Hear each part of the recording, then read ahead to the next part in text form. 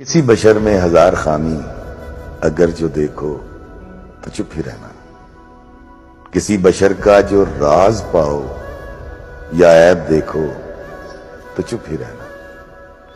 اگر منادی کو لوگ آئیں، تمہیں کریدیں، تمہیں منائیں، تمہاری ہستی کے گیت گائیں، تمہیں کہیں کہ بشر میں دیکھی برائیوں کو بیان کر دو تو چپ ہی رہنا۔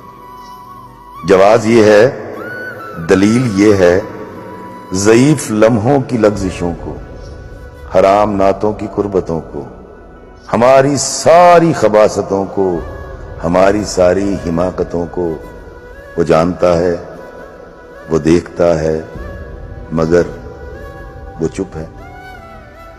اگر وہ چپ ہے تو میری مانو وہ کہہ رہا ہے کہ چپ ہی رہنا۔